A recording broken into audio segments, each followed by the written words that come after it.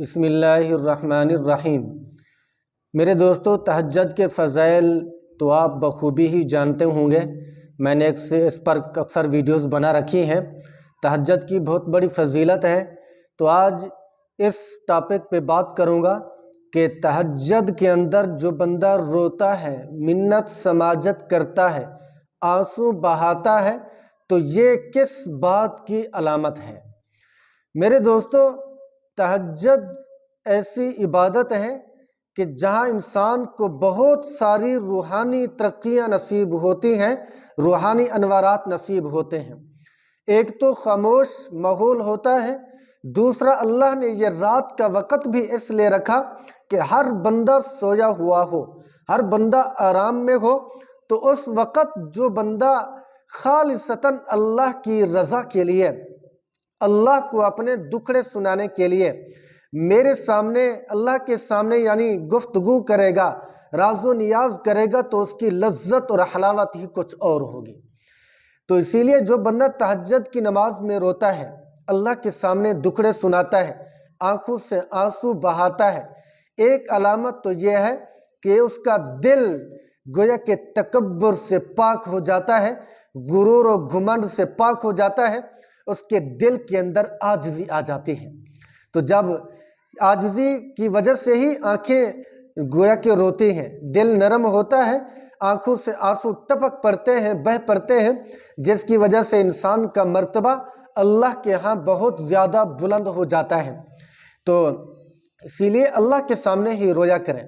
جب کوئی پریشانی آئے، جب کوئی مشکل گھڑی آئے، جب کوئی مسئلہ درپیش ہو، کوئی سختی درپیش ہو، اس وقت اپنے پیارے رب کے سامنے آنسو بہایا کریں۔ اپنے رب کے سامنے ہی راز و نیاز کرنی چاہیے۔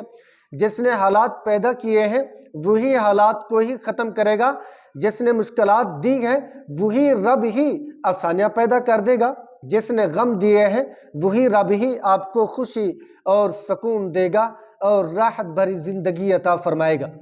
آج دیکھتے ہیں کتنے لوگ پریشان ہوتے ہیں، کتنے لوگ مشکل گھڑی کے اندر ہوتے ہیں، کتنے لوگوں کے پرابلمز اور سلوشن ہوتی ہیں، لیکن اس سلوشن کی جو ہے نا وجہ دنیا کے اندر ڈھونڈتے ہیں، لیکن دنیا بنانے والے کے سامنے نہیں آتے۔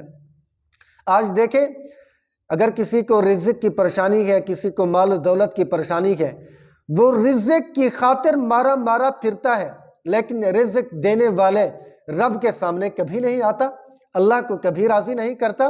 یہی بڑی نادانی ہوتی ہے، یہی بڑی بیوقوفی ہوتی ہے، جس کی وجہ سے انسان مارا مارا پھرتا ہے، در بدر کی ٹھوکریں کھاتا ہے، لیکن رب ذوالجلال کے سامنے بیٹھ کے اس سے معافی نہیں مانگتا، اس کے سامنے اپنی کارگزاری نہیں رکھتا، اپنے دکھڑے نہیں سناتا۔ دیکھتے ہیں کوئی بندہ اگر پریشان ہو تو دنیا کے کسی اپنے علاقے کے معاشرے کے وڈیرے کے پاس جاتا ہے، اس کے سامنے اپنی سرگزشت رکھتا ہے، روتا ہے، منت سماجت کرتا ہے، پاؤں پہ ہاتھ رکھتا ہے، پگڑی رکھتا ہے، اس کی داڑھی کو ہاتھ لگاتا ہے کہ میرا یہ کام کر دیں۔ لیکن اس رب کے سامنے ہم کیوں نہیں آتے؟ اس اللہ کے سامنے ہم کیوں نہیں آتے جو مشکلوں کو ٹالنے والا ہے، جو پریشانیوں کو ختم کرنے والا ہے، مشکلات کو آسانیوں میں بدلنے والا ہے، آسانیوں کو مشکلات میں تبدیل کرنے والا ہے؟ اسی رب کے سامنے ہم نہیں آتے۔ تو دعا ہے پروردگار عالم ہم سب کو اپنے سامنے رونے کی توفیق نصیب فرمائے، اور جو نہ رونا ہوتا ہے یہ دل کی سختی کی وجہ سے ہوتا ہے۔ بعض اوقات تہجد پڑھتا ہے، اگر رونا نہیں آتا تو رونے والی شکل بنا لینی چاہیے، کیونکہ اس دل سخت ہوتا ہے، ٹھیک ہے؟ جب دل نرم ہوگا تو پھر آنکھوں سے آنسو بھی بہہ پڑیں گے، آنسو بھی ٹپک پڑیں گے۔ اسی لیے ہم روئیں اللہ کے سامنے، تو مانگیں اللہ کے سامنے، جھکیں اللہ کے سامنے، اپنے دکھڑے سنائیں تو اللہ کے سامنے رکھیں، تو اس سے انشاءاللہ بہت فائدہ ہوگا۔ اللہ رب العزت ہماری دنیا آخرت اچھی کرے گا۔ جب ہم اللہ کے سامنے مخلص ہو جائیں گے، اللہ کے سامنے روئیں گے، تو اللہ بھی تو کارساز ہے نا، اللہ بھی تو یعنی محبت فرمانے والا ہے۔ 70 ماؤں سے زیادہ پیار کرنے والی ذات اس رب ذوالجلال کی ہے۔